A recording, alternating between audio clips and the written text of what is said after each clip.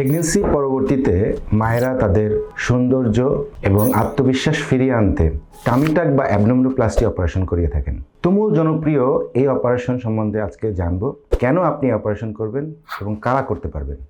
কেন অ্যাবডোমিনোপ্লাস্টি করবেন? জিম বা ওয়ার্কআউটের পরে ঝুলন্ত পেটের চামড়া দূর করতে, পেটকে ফ্ল্যাট এবং টাইট করতে। প্রেগনেন্সি পরবর্তী সময়ে যে পেশি আলাদা হয়ে যায় সেটা পুনরায় আগের জায়গায় প্রতিস্থাপন করার জন্য। প্রেগনেন্সির কারণে স্ট্রেচ মার্ক এটা দূর করতে, শরীরের শেপ এবং সৌন্দর্য ফিরিয়ে আনতে, পোশাক পরলে আত্মবিশ্বাস ফিরিয়ে আনার জন্য। অ্যাবডোমিনোপ্লাস্টি বা টামি টাক কারা করবেন?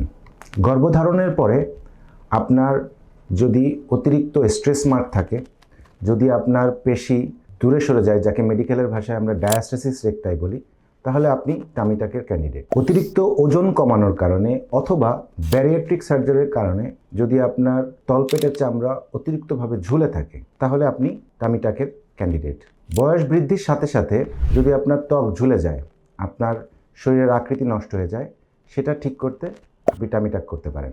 যাদের ওজন স্থিতিশীল, বিএমআই প্রায় স্বাভাবিক এবং ভবিষ্যতে সন্তান ধারণের আর কোনো পরিকল্পনা নেই, তারা আইডিয়াল ক্যান্ডিডেট ফর টামি টাক আর অ্যাবডোমিনোপ্লাস্টি।